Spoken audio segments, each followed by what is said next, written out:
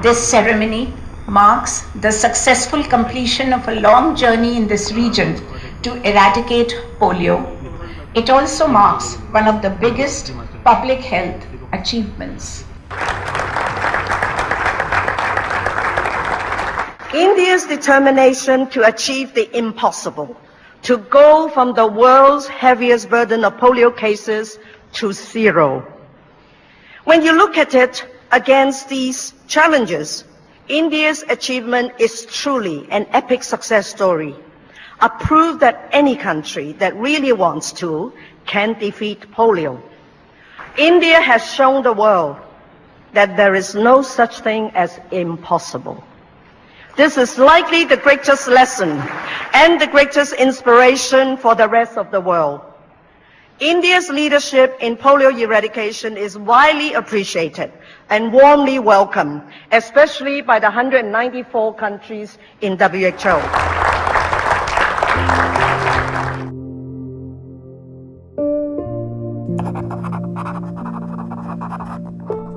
Oh gosh, Nancy, you're still here? You know, sir, I was watching a video and I need to talk to you about it. India is polio-free now and I want to do a story about it. Before 2009, India had registered nearly half of the world's polio cases. And that's a huge achievement. What do you think? I think it's a very good idea, Nancy. So you go ahead and I'll make all the arrangements.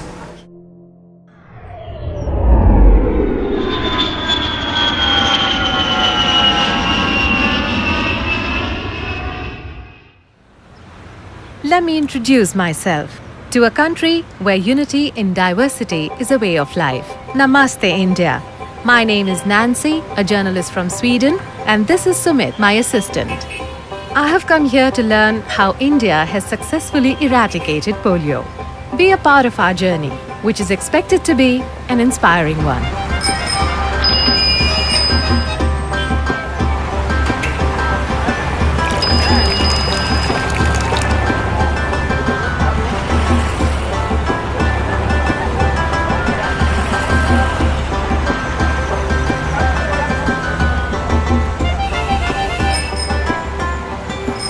After a warm welcome in the capital city of Delhi, we head to the Ministry of Health and Family Welfare to meet Mrs. Anuradha Gupta. In India, there was a time when we used to have 200,000 cases a year. Okay. So clearly more than 200,000 children were getting crippled by polio.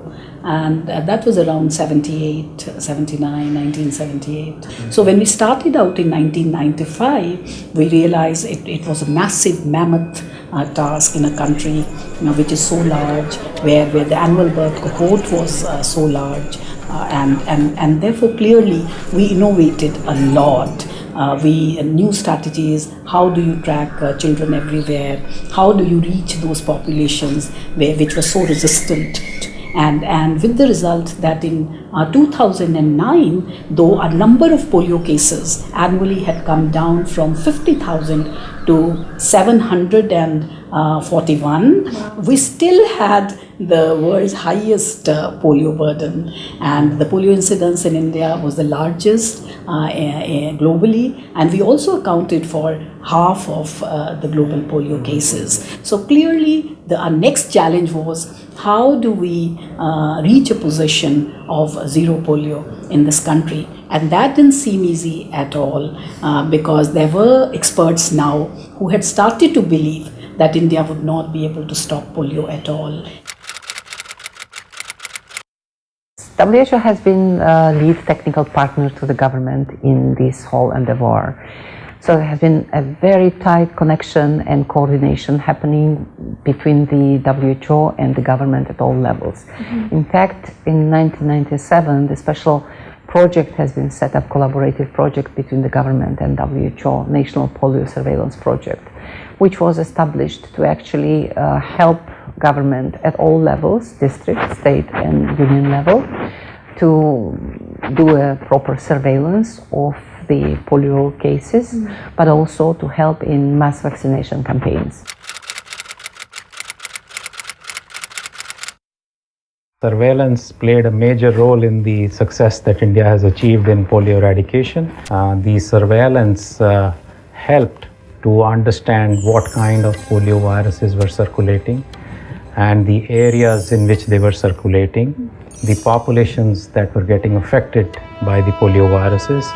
It also helped to measure the progress in terms of where we were in the journey to polio eradication. And also it helped to design tailored strategies that were targeted to the high-risk populations that were identified through the surveillance system. So the way the surveillance system is set up in India is that all the recently paralyzed children are investigated.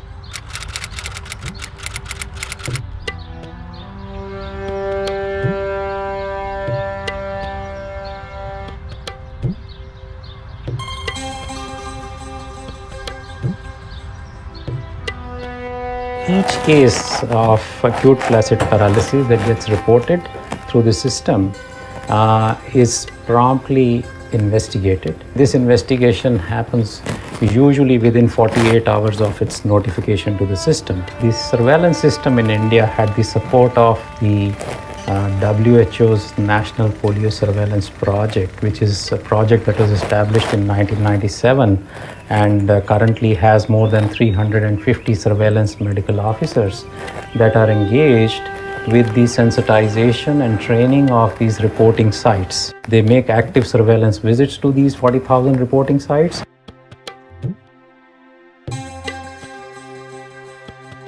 There is also a system of providing feedback to these reporting sites, because if people report, they want to know what happened to these cases, and that in itself is a motivation for further reporting these, So that's how this system is set up with these 40,000 health facilities. Dr. Behel explained how surveillance is carried out in India. He told us that in addition to surveillance for cases of paralysis, sewage samples are also collected from 23 sites every week across 6 states. These sewage samples also supplement the efforts in detection of polio. He told us that even sewage samples have not shown any wild polio viruses in the last 3 years, thus giving the Indian program the confidence that polio has indeed gone from India. We understood that stool and sewage sampling is an important part of surveillance for polio. These samples are collected and sent to the laboratories for polio virus detection. The stool sample is received in the laboratory. The stool sample is checked for leakage, breakage, cold chain, and is accepted as a good sample for processing for virus isolation. Microscopy is done for 5 days. In this laboratory, we use real-time PCR technique to identify whether the stool sample contained poliovirus type 1, type 2 or poliovirus type 3, or it contained non-polio enteroviruses. The test further differentiates the viruses into wild-type virus or a strain related to the Sabin oral polio vaccine. Further testing of Sabin vaccine-related strains is done to identify whether the isolate is a vaccine-derived poliovirus. For this purpose, we use genetic sequencing as our gold standard test. The 16 laboratories in Southeast Asia region have incorporated internal quality control tests to ensure that results are accurate, timely, and reported correctly to the program. The WHO has supported the quality assurance program in the network laboratories through training workshops that are carried out at the Global Specialized Polio Laboratory in Mumbai every year. The laboratories are visited by experts to observe all the processes that are done for testing stool specimens, and every year each of the laboratory is provided an accreditation certification. And then, all the data from the field and laboratories is collated and analyzed to understand the spread of the polio virus.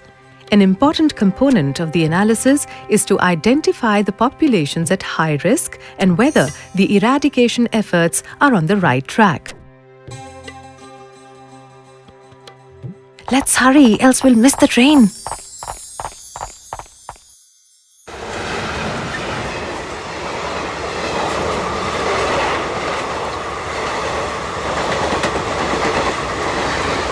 After an informative interaction with WHO officials to understand the various strategies recommended by WHO, we start our journey in the state of Uttar Pradesh. We start from Moradabad, where the maximum number of polio cases used to be registered.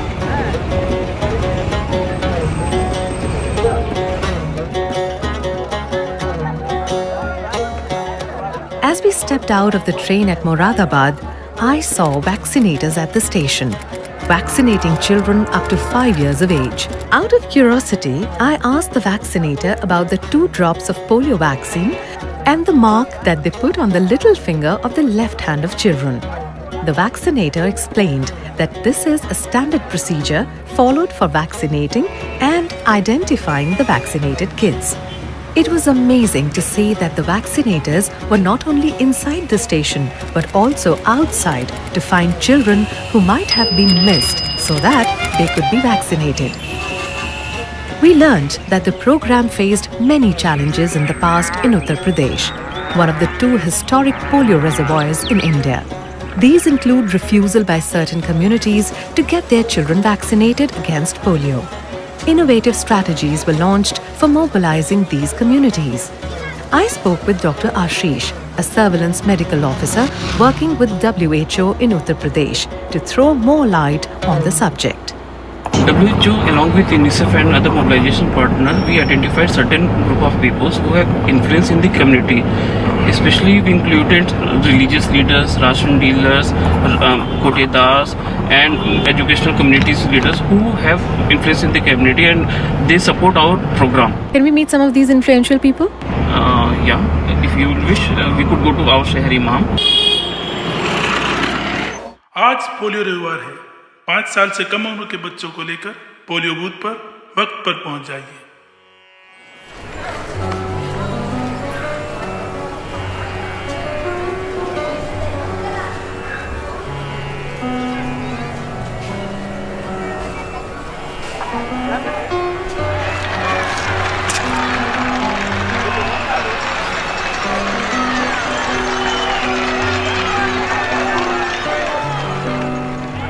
Khansab, so how have you as a religious leader contributed to eradicating polio? देखिए हम लोगों ने vaccine पिलाने का काम किया साथ में लोगों को We supported the polio vaccination campaigns. We informed the people that the polio vaccine has no side effects.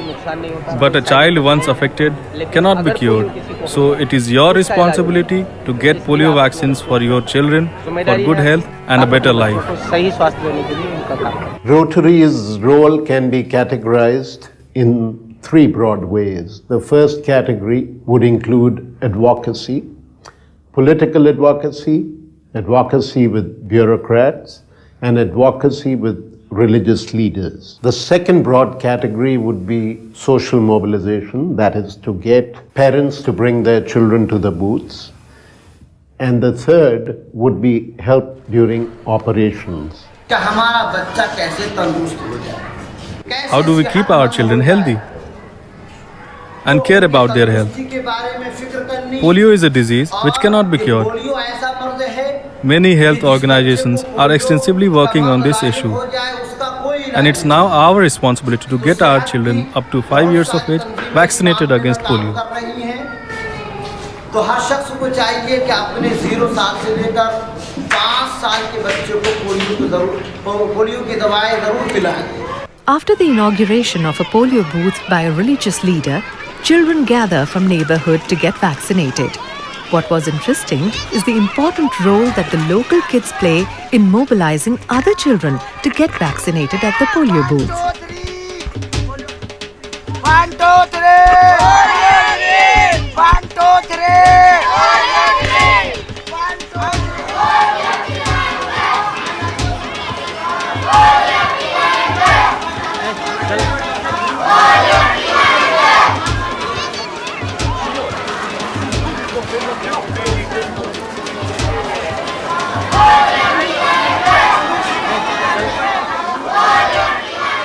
The kids are looked after and kept engaged by the community mobilization coordinators at the polio booth while they are waiting for their turn to get vaccinated. Distribution of masks, flags, and balloons make these kids super happy. It was fun playing with these kids at the booth.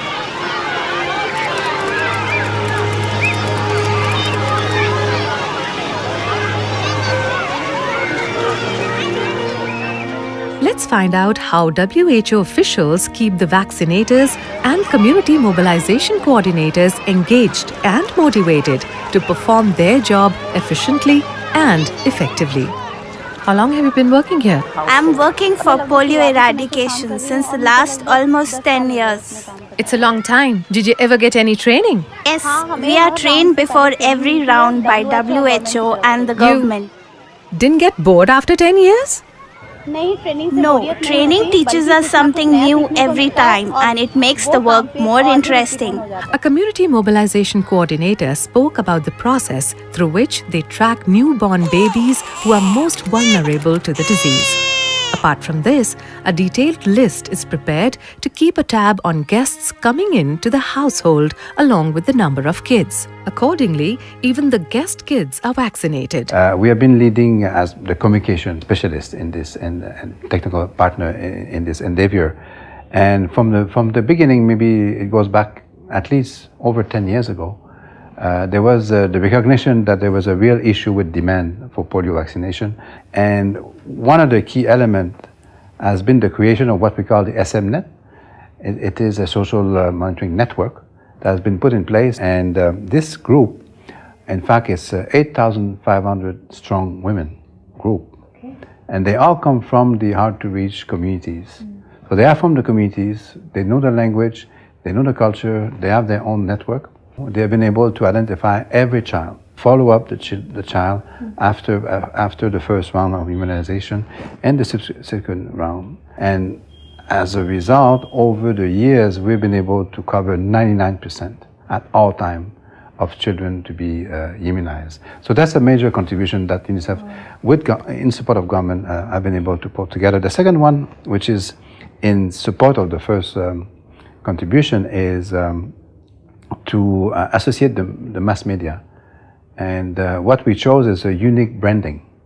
Okay. One brand, one branding, one message. In a nutshell, these are some of the contributions that I think we can be proud of over the last 7 years.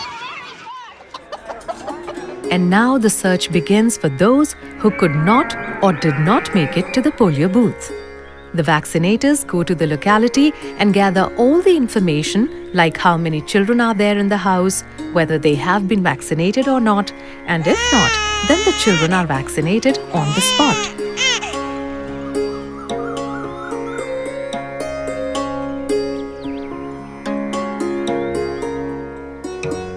It was surprising for me to see that some people refused to get their children vaccinated. So the vaccinators marked the house accordingly. In this case, the local religious leader came to our rescue and persuaded them for polio immunization.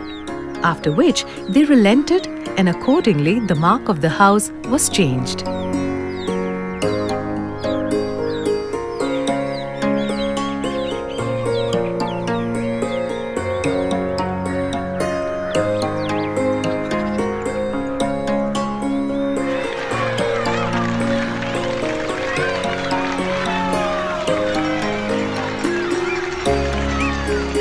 The India program has constantly innovated to overcome the challenges faced.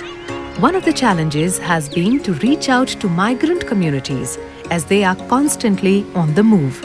Therefore, there is intense focus on migrant communities at construction sites, slums, brick kilns, and nomadic sites.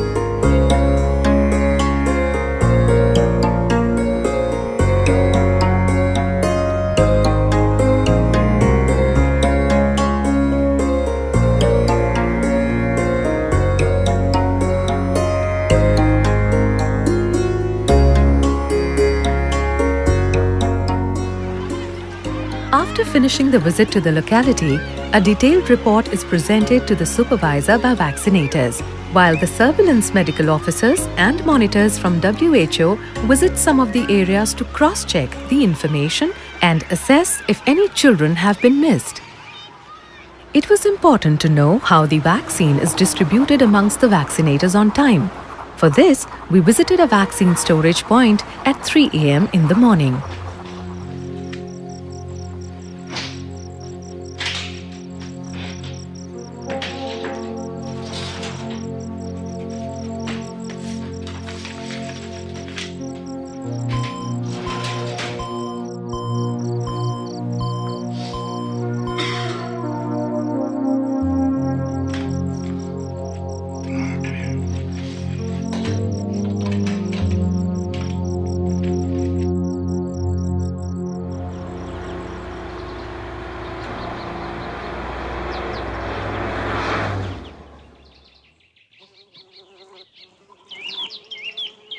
We now had a good understanding of the polio immunization program in Uttar Pradesh. To understand the intricacies of the polio program a bit more, we began our journey to the next destination, Bihar, which was the second of the historic polio reservoirs in India.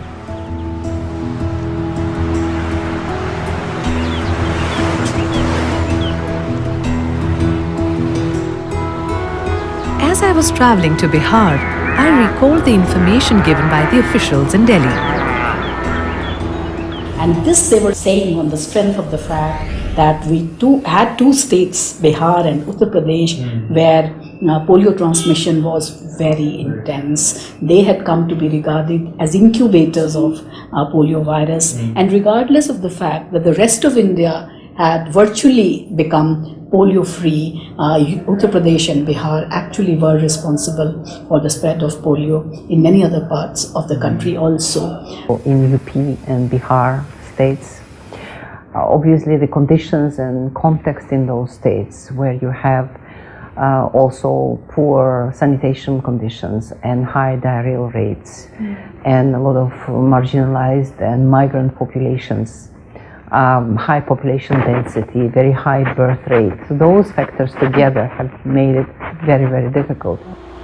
To get more information about this area, we met Dr. Madhu Bajpai, Regional Team Leader of WHO in Bihar.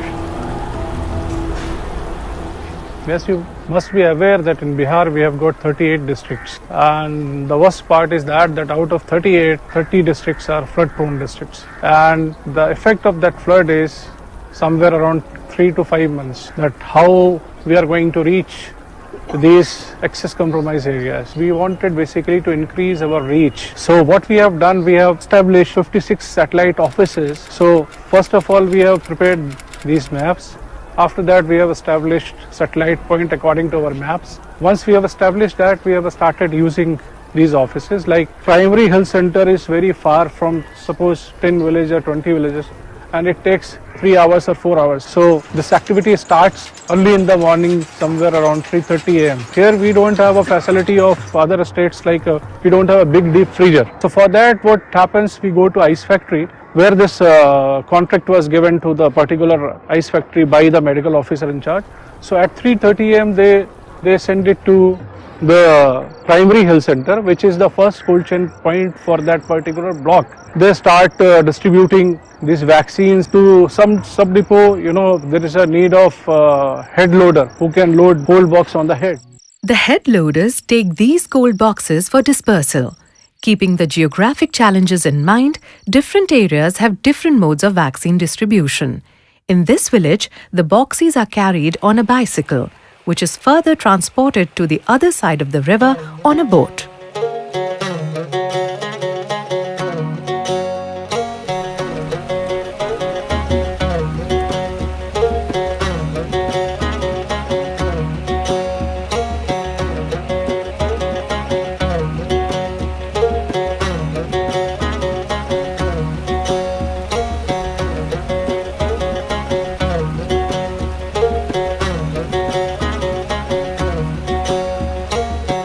Once the vaccine is distributed to the vaccinators, they go to each and every household to vaccinate kids.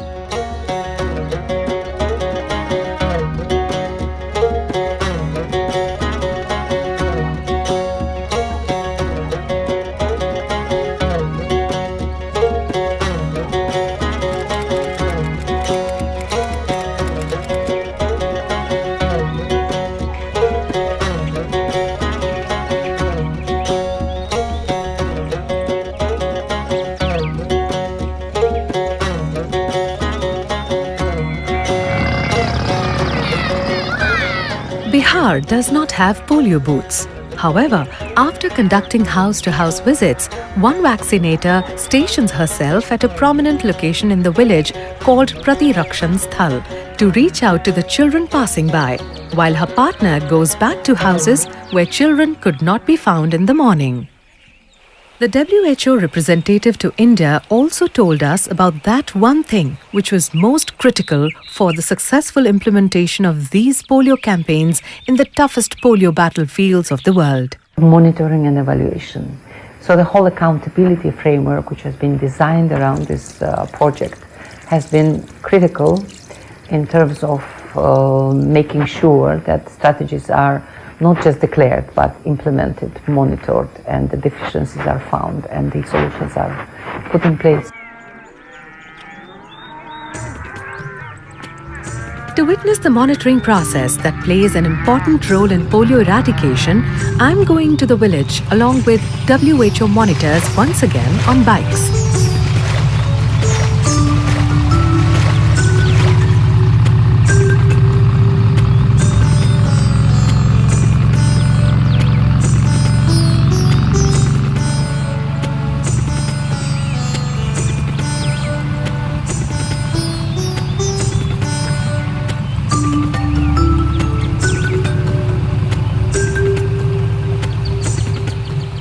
The bikes are further loaded on a boat to reach the destination.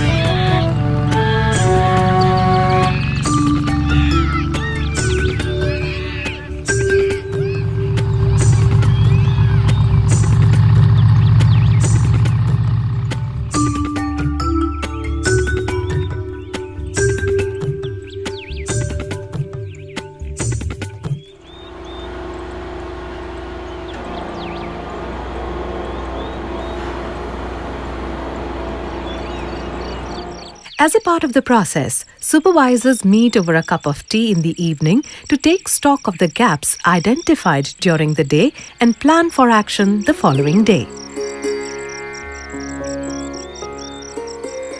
It was an awe-inspiring, exhilarating and touching experience to see how vaccinators and WHO officials execute their jobs effectively and efficiently every time despite all the adversities. What we witnessed was the epitome of dedication towards polio eradication.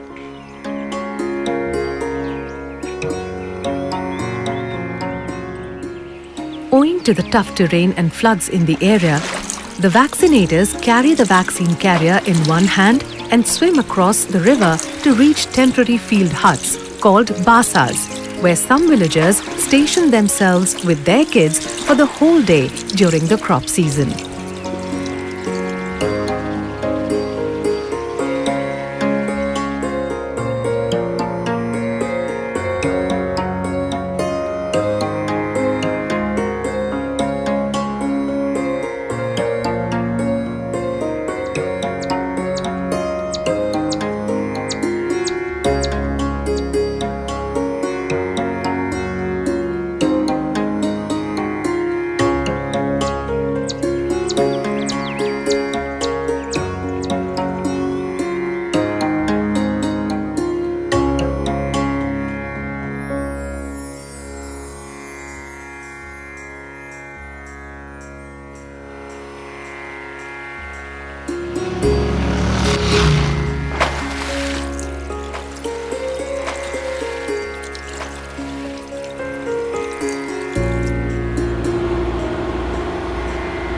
reach a faraway location of a brick factory, we travelled in a car, which was later loaded on the boat to reach the location.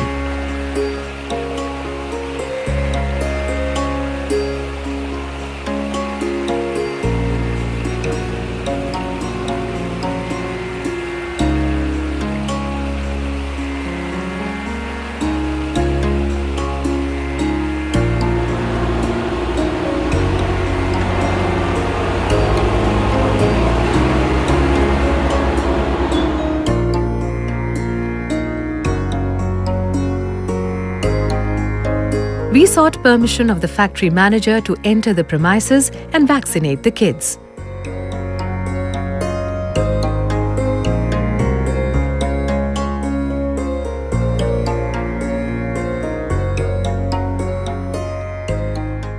During our visit, we came across this touching story of a polio-affected father whose eyes shine up at the sight of polio vaccinators.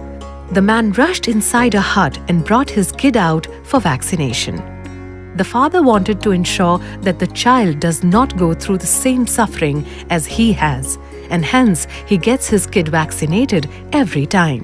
The entire process left a heartwarming smile on his face, and ours too.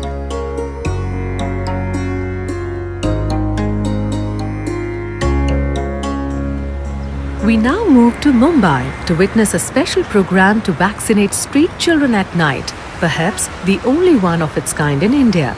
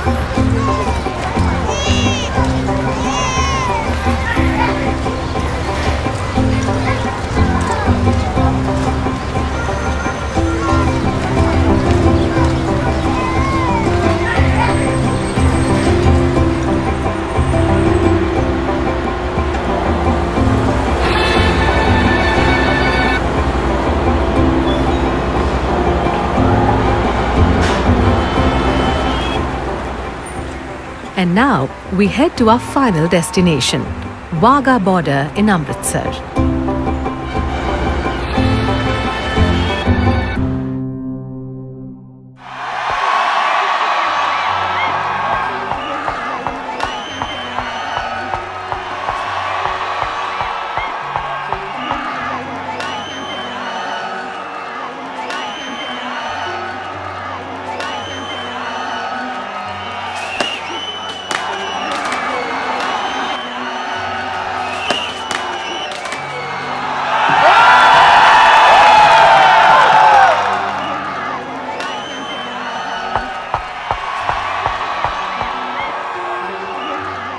The Government of India has played a sterling role in polio eradication. The role of partners too has been critical. The most important role probably should be attributed to the government, and government at all levels. There have been a major stewardship provided by the union government, and resources, of course, have been mobilized by the union government, and a lot of oversight has been provided and strategic directions from the government. At state level, there has been major effort in mobilizing organizing the system in such a way that at every district you had credible human resources with well-trained capacity of people. A lot of logistic issues have to be organized around the vaccination campaign. It was a national commitment. Polio was one program where the national government actually spent more than 2.5 billion US dollars, 2.5 billion. And in fact, in India, polio is one program which has been domestically funded. The government and WHO have left no stone unturned to make sure that not only is polio eradicated from the country, but all efforts are made to prevent the importation of the virus from countries where it still continues to survive. To reduce the risk of importation of polio virus into India, it is now mandatory for all the passengers travelling from countries with current polio transmission, be it small kids or adults. Each and every one who enters India and does not have the polio vaccination certificate is given polio vaccination at the immigration post. After vaccination, these passengers get the certificate of clearance.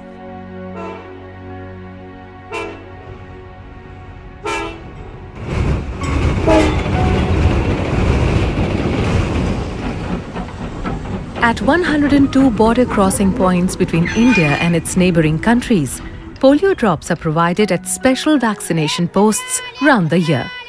Similarly, at the Atari railway station, passengers who deboard the train are checked and vaccinated at the immigration counter.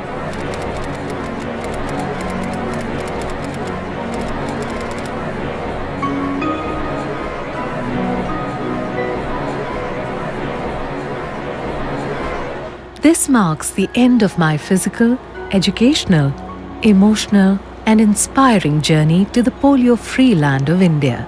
Thank you for being a part of this journey.